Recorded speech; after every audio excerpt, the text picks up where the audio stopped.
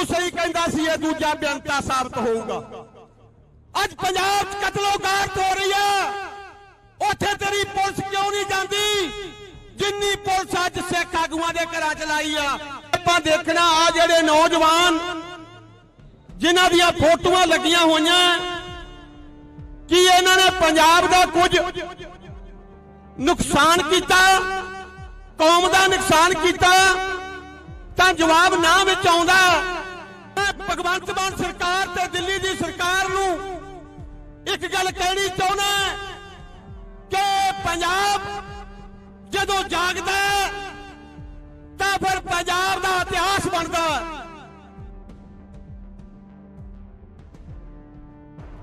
कौम दी जवानी,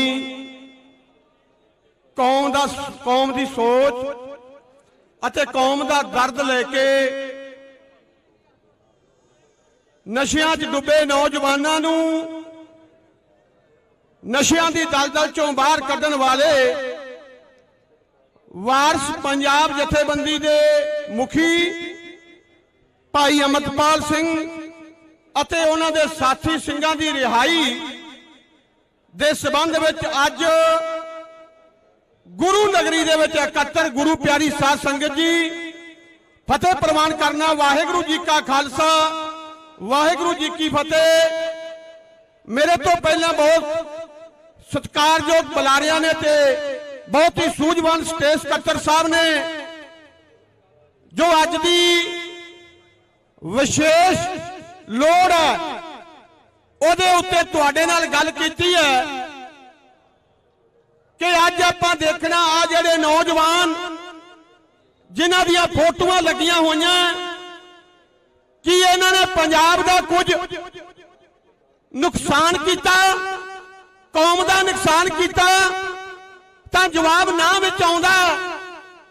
ते दूजा पक्ष जदों वेखीए कि पंजाब दे विच नशियां दे दरिया नूं ठल पा के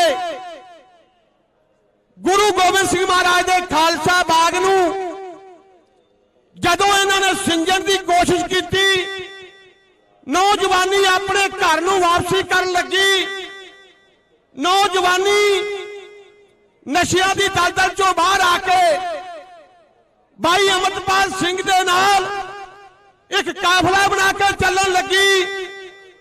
ते साडियां सरकारां नूं ते नशियां दे व्यापारियां नूं इहदी बड़ी चिंता बन गई, जिन्हां ने एक नैरेटिव सिरजिया जिहदे अनुसार साडे नौजवानों नूं बेकसूर हुंदियां दूजी स्टेट दी जेल दे विच बंद कर दिता।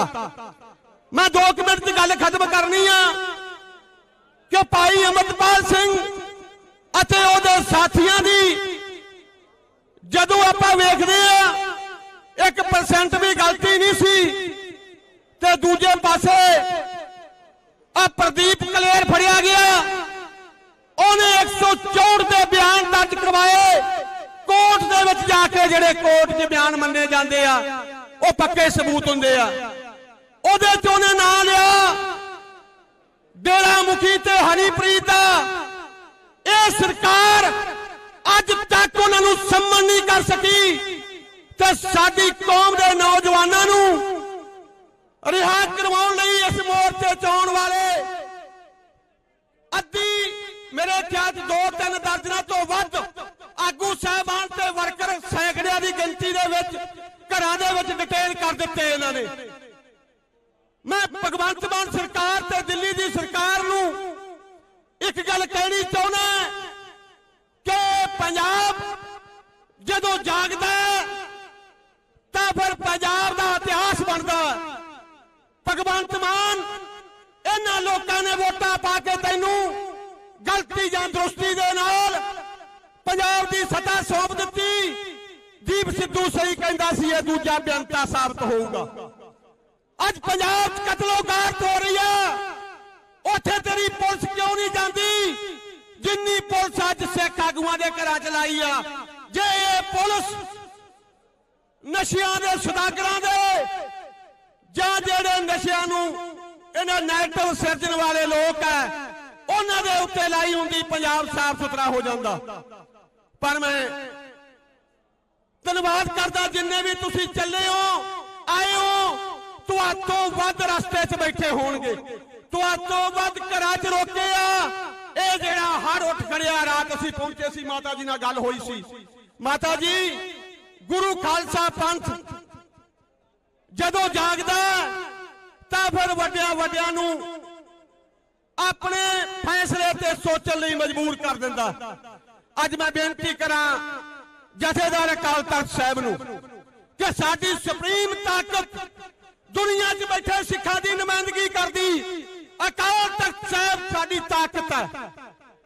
ਜਿਹੜੀ ਕਿਸੇ ਵੀ ਦੇਸ਼ ਵਿੱਚ ਸਿੱਖ ਬੈਠਾ ਹੋਵੇ, ਅਕਾਲ ਤਖਤ ਦਾ ਹੁਕਮ ਉਹਦੇ ਲਈ ਰੱਬੀ ਹੁਕਮ ਮੰਨਿਆ ਜਾਂਦਾ। ਜਥੇਦਾਰ ਸਾਹਿਬ, ਅੱਜ ਤੁਹਾਡਾ ਫਰਜ਼ ਬਣਦਾ ਇਹ ਕਮੇਟੀਆਂ ਤੋਂ ਅੱਗੇ ਆ ਕੇ ਤੁਸੀਂ ਕੌਮ ਦੀ ਬਾਹ ਫੜੋ। ਇਹਨਾਂ ਨੌਜਵਾਨਾਂ ਦੀ ਪਹਿਲੇ ਨੰਬਰ ਤੇ ਭੁੱਖ ਹੜਤਾਲ ਖਤਮ ਕਰਾ ਕੇ ਤੇ ਤੁਸੀਂ ਕੌਮ ਦੀ ਅਗਵਾਈ ਕਰੋ। ਇਹਨਾਂ ਨੌਜਵਾਨਾਂ ਨੂੰ ਜੇ ਤੁਸੀਂ ਕਦਮ ਪੁੱਟ ਲਿਆ, ਸਰਕਾਰਾਂ ਨੂੰ ਰਿਹਾ ਕਰਦਿਆਂ ਦੇਰ ਨਹੀਂ ਲੱਗਣੀ। ਸੋ ਇੰਨੀਆਂ ਬੇਨਤੀਆਂ ਕਰਦਾ ਹੋਇਆ ਖਿਮਾ ਦਾ ਜਾਚਕਾਂ। ਵਾਹਿਗੁਰੂ ਜੀ ਕਾ ਖਾਲਸਾ,